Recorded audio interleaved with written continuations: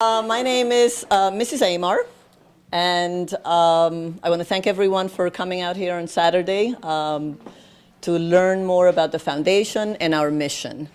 And we hope that you will go home with wonderful food that has been prepared in a very healthy way, and good wine. My brother is the sommelier over there who won't let you go away from the table, telling you everything about the wine, and a good story. But before I do that, I do want to thank you, Jen, because you are absolutely a woman after my own heart. And when you came up and handed me your card that first time I met you, I said, my God, I love this woman. Then as I've gotten to know you, I love you more, okay? The fact that we both love beagles connected us like 100 years immediately. And then when I learned that you had learned to play the drums at 33, I said, oh, this is my kind of woman, absolutely. So you are a blessing to us and our family. Thank you very much for allowing us. And you truly come from a place of pure energy. And this is why your business will continue to thrive. So all the best to you. Thank you very much. So we all love a good story. And a good story makes us read it, makes us write it in many cases, and makes us share it for those of us who can't write. And the story of the Michael Aymar Foundation is a story that honors a remarkable English teacher, a man who was born to be a teacher. Michael was born and grew up in Union City in an Italian-Irish household with his father, Jim, his mom, Joan, who taught him the value of deep love, two older brothers, and a little sister, Mia, that he just absolutely adored. And he went to, that would be you, and he went to, he is the product of Catholic education. He went to St. Peter's Prep, and he loved literature. He wanted to study English literature, but his family felt that he should go into medicine and he should go into a local college. And as a true rebel that he was, he went across the river and signed up in NYU for English. So he ended up working in banking and in media, but none of those things really appealed to him. His heart wasn't in it. So in 1993, when Peter was born, that triggered in him his need to give this a shot and to teach.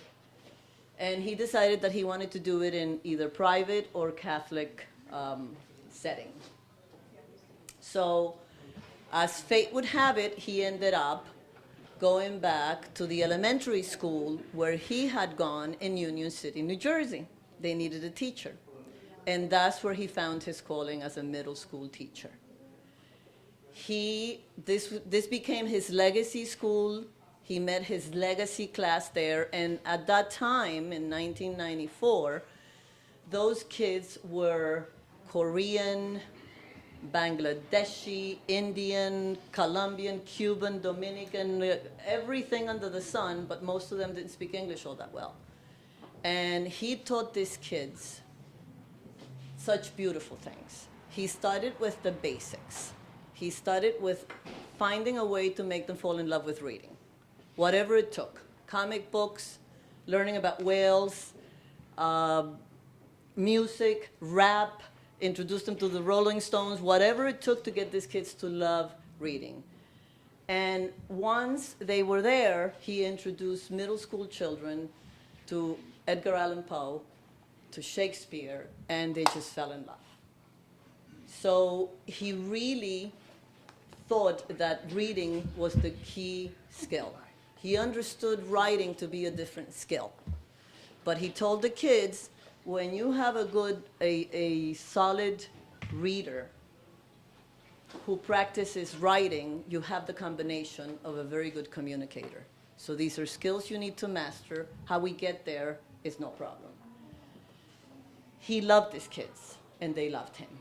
He gave them respect, and they gave him their trust. He found his way into their heart with humor. He was a very, very funny guy. He was endearing, he was encouraging, and they all felt at ease with him. But once he was inside their heart and they dropped their guard with humor, he just ignited the love of learning in these children and told them that they were going to be okay. And he made such a tremendous effect on all of those kids that when they went through high school without a problem and they went to college without a problem, they would send him letters and they would keep him updated as they would with a parent. So he has all those letters that I've saved, and it's just a wonderful, wonderful story. So in 2014, October of 2014, he was diagnosed with bladder cancer, and it was stage 4, and we fought it all we could, but it was 14 months, and he passed away on January 9th. And he was a very private person. He wanted nothing. He never wanted his students to know anything. He never wanted his students to know that he was sick. So we were prepared to have a small service the way that he had wished for.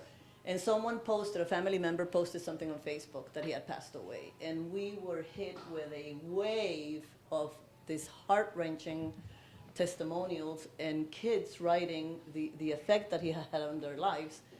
And we realized that we couldn't deny those children their last goodbye. So we opened it up to the students, and when at the funeral home, we had over 300 kids who came between the ages of 10 and 30. We had parents, we had grandparents, we had colleagues. I mean, it was like he was a rock star. It was unbelievable. And that really was the birth of the Michael Aymar Foundation. We realized we have something very special here.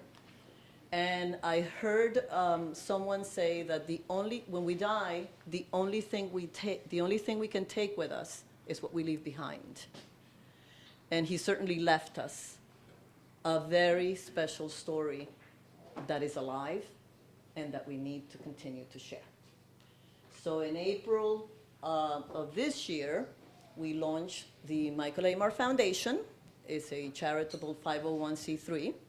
With a very simple educational mission. We would fundraise to create a scholarship that will go to a middle school child enrolled in Catholic school whose family is affected by illness, death, or a job loss.